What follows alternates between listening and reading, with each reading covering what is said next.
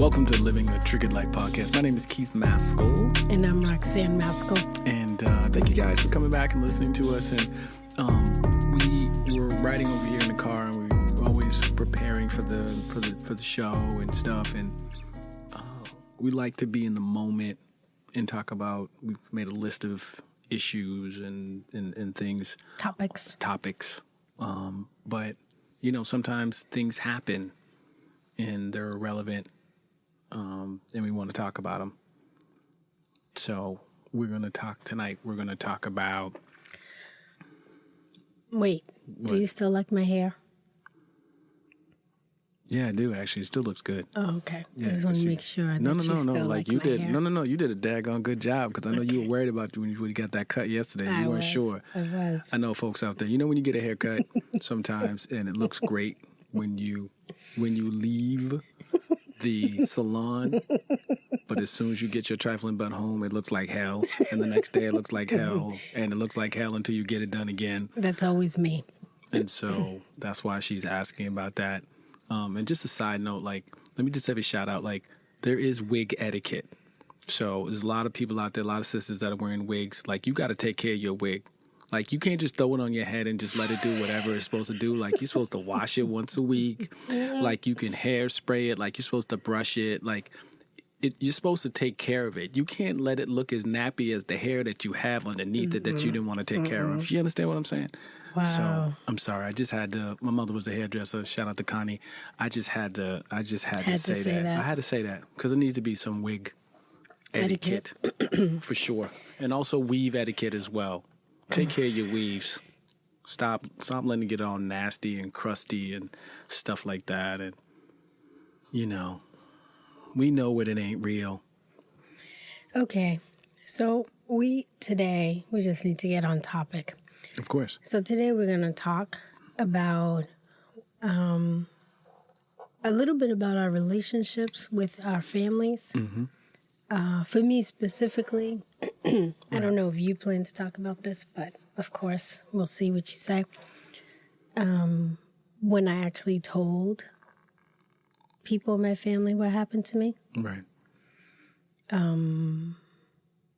I think is really important, especially since we just came back from Atlanta doing Triggered. Right. And for those people who don't know, Triggered is a one-man show that I've been doing with one of the best playwrights and actually screenwriters and writers in the country, John Alawale Adekoje. It's basically about two men of color looking back at their lives, survivors of abuse, talking about family, talking about loved ones, looking into the future, and kind of seeing where they are. So, but go on, Rox. So I think it's important, especially after that, because it's part of the healing journey and the recovery. Right. And I focused a presentation for Black social workers in Atlanta. That's where we were at, the NABSW annual conference. Oh, tip. This was it's the National Association of Black Social Workers 51st annual conference. Oh, tip. And Keith performed Triggered, and then I presented a social work presentation around how to begin thinking about treatment for one or both of these Black men in the characters in the Triggered. Would you say, not just, well, as a therapist, because that's that clinician, that's what you are. So that from that standpoint, would you say? Would you say? Can you say what? I'm just saying. You said social worker. I'm saying, but I know that did. you're a clinician and therapist and stuff like that. So is that exactly the same? Because I get confused because you always say social worker, and I'm like, but you're a clinician and you're a therapist and you see people and stuff. So, Well, I think the therapist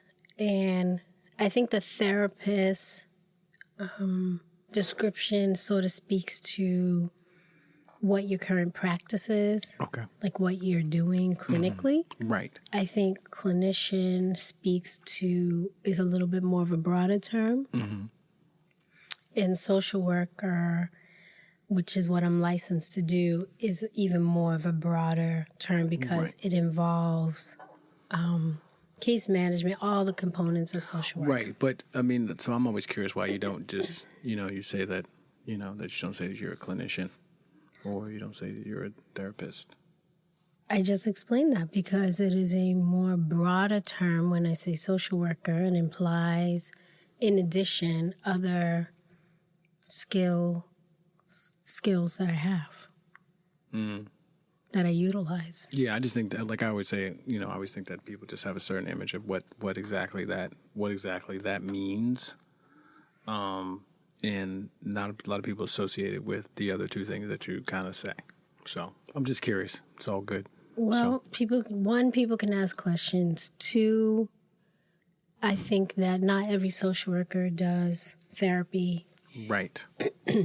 Right. So let's be honest. How many times that we're in a conversation and people are like, so what do you do for work, Keith? And I'm like, well, I'm an actor. And people are like, oh my God, you're an actor. So what do you do? Like, have you been in anything or whatever? And they're like, oh, so Roxann, what do you do? And you're like, I'm a social worker. And then there's silence. Or like, oh my God, you're doing God's work. Yeah, but the silence has nothing to do with the terminology that you're wishing to distinguish between. That's really tough work. Yeah, that's just how people feel about it. I mean, they don't know what to say. They don't know what to say. They get uncomfortable. I'm okay with that. If they want to ask more questions, then I give them more answers. Mm-hmm. I am currently doing individual therapy for students at a university. I work in a counseling center at a university in higher ed. Mm-hmm. But that's not all I do. Right. Well, I mean, right. And I think that, right. And like saying specifically everything that you do probably, it just paints a... But that doesn't make a difference between if I say therapist or clinician. You think it does. I don't. Okay. What's different between just giving the broad term of social worker? So. But that's what I'm doing. Okay. Sometimes my individual therapy sessions, there can be considered therapy, but we're also talking about their papers and how they're having a hard time and what's giving them a hard time. I mean, maybe that's therapy, but it's very on the ground, sort of in the moment, problem solving. Right, and not all social people. I don't think people know about that session that social workers are licensed and stuff like that too. So I think that has something to do with it. That probably has a lot to do with it. You know what I mean? People don't know that social workers can be licensed by the state. Right. Because most of the time, I mean, let's be honest, we talked about this before, unless it's like the social worker reality show, nobody really knows what y'all really do. That would be correct. Maybe they can learn as they learn about me in this podcast, right? I guess so. Especially since you're going to keep asking questions about how I identify myself. Which you do all the time. Well, that's what I do. Oh, I know. That's what you do. That's what I do. Oh, I know. I've been there, done it. Okay. So maybe today we should talk about how and when we told our families. Mm-hmm. And then next time we can talk a little bit about the impact on, I know my throat's like really scratchy, right? And then next time we can talk about what those relationships have looked like. Right. Either prior to telling them or after. Right. How's that? Yeah, that's on the money. All right. Do you want me to start? Of course. So my story about when I told my family starts with, I told my family when I was 16. And my abuse sort of started somewhere, my best memories, somewhere around 11 years old, all the way to maybe close to 16. And my high school friends sort of did some, like an intervention, if you will, for lack of a better word, and we're going to corner me about some comments that I made regarding a young man that I was, I don't know, it wasn't dating. It was like just talking to. Right. And they didn't sort of believe some of the things that I was saying. So they were going to confront me. And they did. And at that point, I just decided to tell them the truth of what's going on. And we had this habit of, we would write letters to each other. This is what we were doing in class most of the time. And this became the topic. And there was 4 of us, including me. And in math class, I remember, I think there was only 2 of us in math class together out of the 4. I remember the teacher too, Mrs. Riley. Very quiet, strong woman. And I believe we were learning algebra. And she confiscated one of the letters. Whoa. And the letter, the letter was sort of, my disclosure. And that scared me so much that I decided to tell my mother. Wow. That's crazy that your friends knew something wasn't right, came to talk to you about it. Y'all were talking about it, chopping it up, and now you all were processing it, and the teacher found the note. Now, did the teacher ever say anything? No. Wow.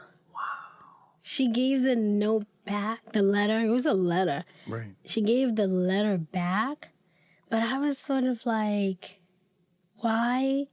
I didn't understand. Like, I thought for sure that she was going to call home and say, right, hey, this is what happened, right? Yeah. And she didn't. Do you know if she read it? I have no idea. I don't think she read it. Yeah, she might have just took it and was like, you know what, I'm not going to invade the privacy. Like, I don't care what it says and stuff like that, and just give it back. Well, it was a long letter. It wasn't like a little note, like a one-liner. It was a letter. Right. Well, did she give it back after class? Or no. Was it later? No. So you had to sweat it out. I had to sweat it out. Oh, your pits were wet. Yeah.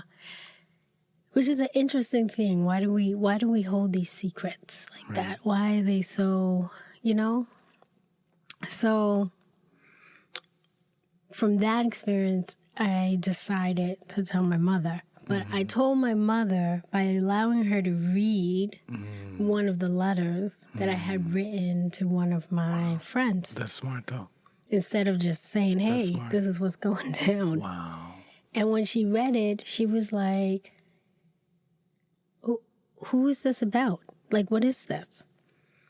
And so I told her it's about me. And she was very shocked and very quiet. I didn't expect that. Wow. Yeah, it was interesting. But that's how that ball started rolling for me. And I was 16. And I don't know if you remember, but I went to college when I was 17. Right. So that next September, the 1 year later. Right. So I was home dealing with this situation for almost a whole year. Wow. And so were things continuing to happen during that year, or was that... You mean, was I being abused? Yes. No. Nope. Done. Ended. Wow, that's deep, man. Yeah, that's how I told my mother what was happening. Wow, if that would have happened now, it would probably be a text message. Right? That would be awful. Can you imagine? Text, give me that phone. Oh, boy, that would be awful. Roxann, give me that phone. That would be awful. Oh, my God. Right, because that's what, seriously, that's what it would be. It would be a text message going back, y'all having this conversation and things like that. Someone would take a phone, give it back and something like that. And then, you'd be like, Yeah. Ma, read the phone. I guess. Yeah, that's crazy, though. Wow. Yep. El Depot, that's still a year later. you know, you had to deal with that situation, the house and everything, and then 17, and then 17, you were out, ghost. Yeah, I was, well, let me think about this. I had to be turning 17 that next fall. So it had to be the end.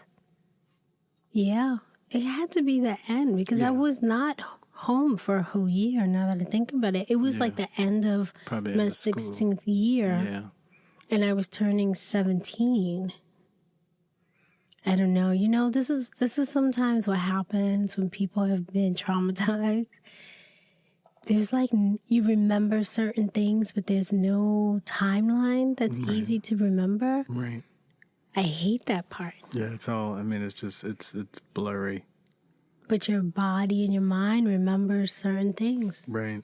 But not like timeline. Right. It's like, it's tough sometimes. And the only reason why I knew that it was around 11 years old or so is because of what was happening, like other situations. Right. So I had a birthday. Right.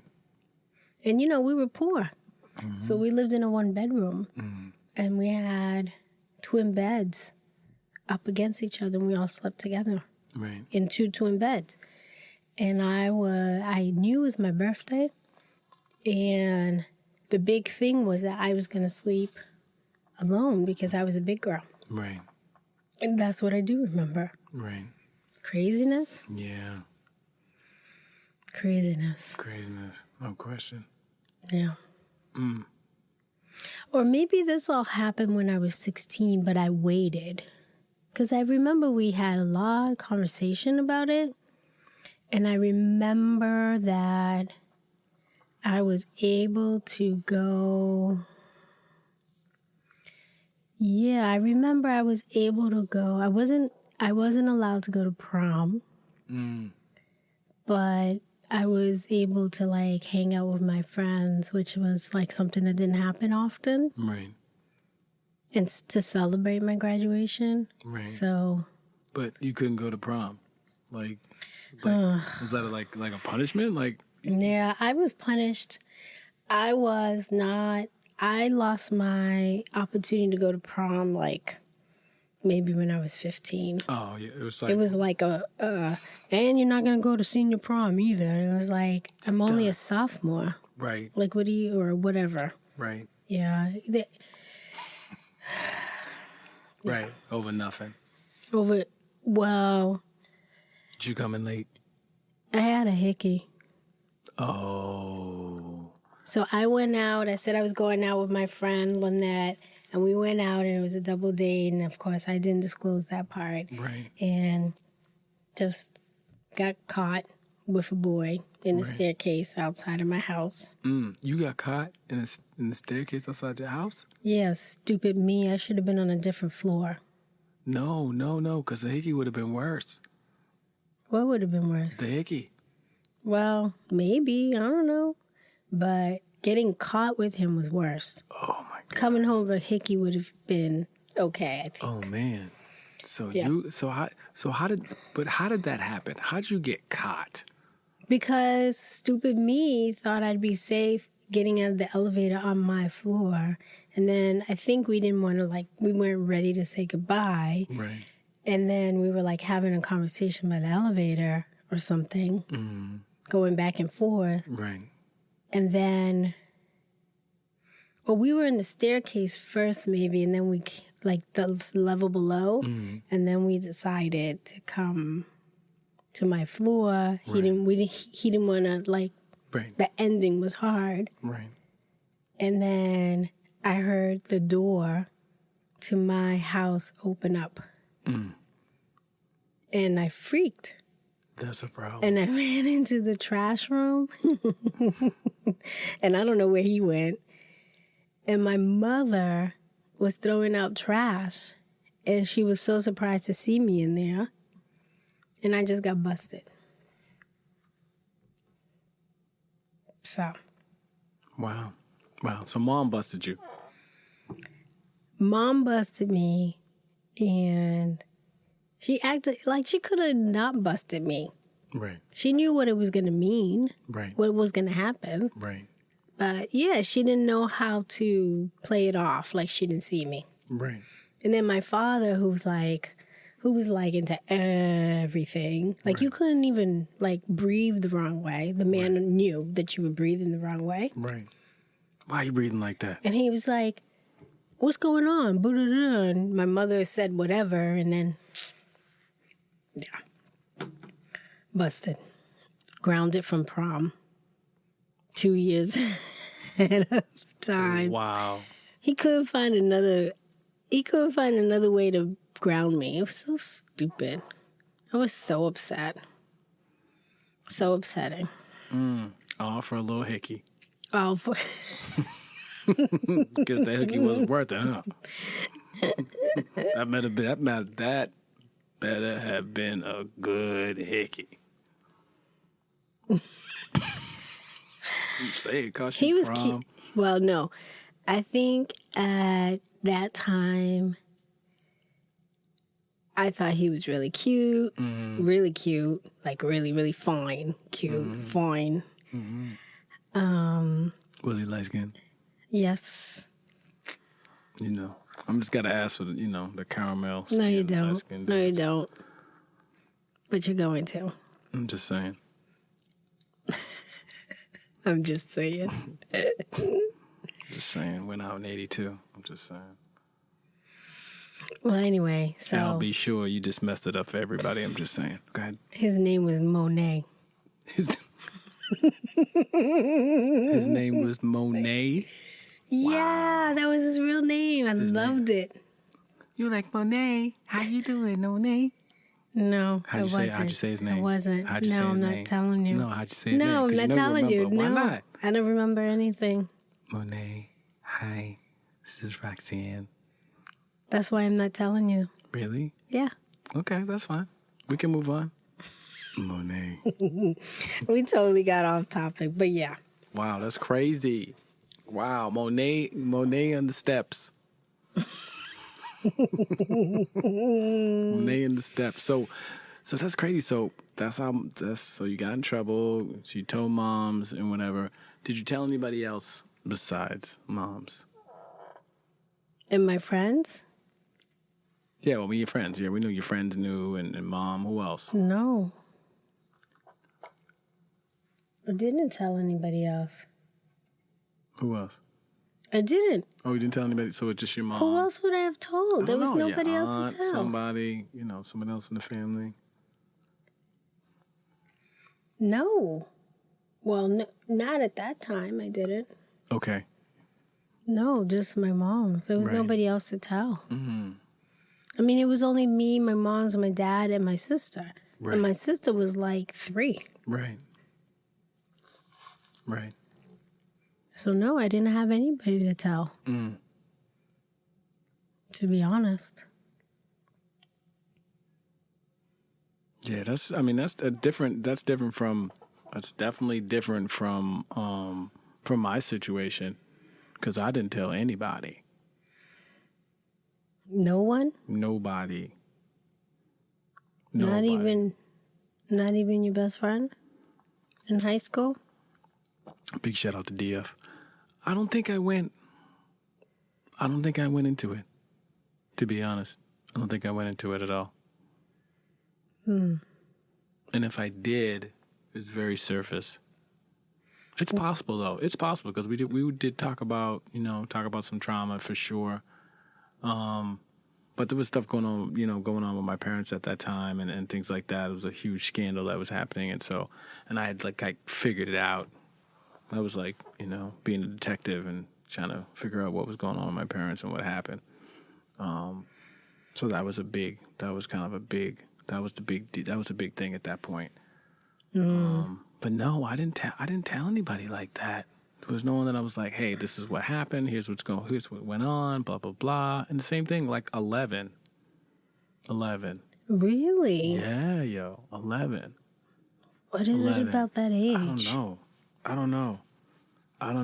But 11, and I think about it, might have been 9 to 11. Now that I think about it. 9. 9. To 11, 2 years? I think, yeah. I can't remember. You know how it gets all foggy. Yeah, it gets real foggy. Yeah, it gets really foggy. I used to have dreams, and I'd be like, did that happen? Right. Like, Exactly. I have no idea. Exactly. So think about it. I didn't speak on it at pretty much at all. Until you were an adult? Until I was an adult. Until I told you. Until I told you when I first met you. I didn't tell anybody. I didn't tell any of the females I dated. I don't believe. I didn't tell anybody. Wow. That's deep. You held that for a long time. Yeah. It was killing me too. Yeah? Yeah, it was killing me. Yeah. I didn't tell anybody. Yeah, it wasn't. I mean, you know, it's crazy. You know, both my parents have passed, and so they never knew. No. Mm-mm. What do you think they would have said if you had gotten the moment to tell them? I'm not sure. I mean, my mom had been, you know, abused herself and stuff like that. And I don't think, maybe did I tell her?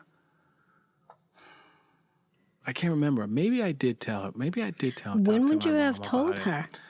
When would you have had the moment to tell her? I was abused by a female and a male. So yeah. I think I might have told her about the female situation. You don't remember? Mm-mm. Because the thing about also too is that mom, you know, she told me about, you know, that something had happened to her and things like that and whatever. She told you that? Mm-hmm. Mm. Yeah, that's deep.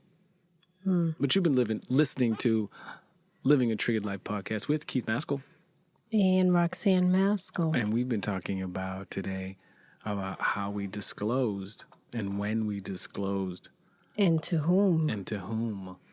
And this has been really great. This has been really great, Roxann. Thank you so much for sharing.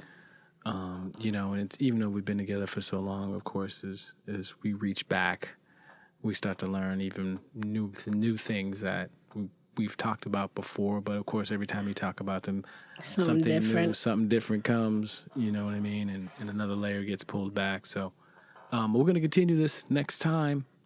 And so thank you guys for listening to Living a Triggered Life podcast with Keith Maskell. And Roxann Maskell.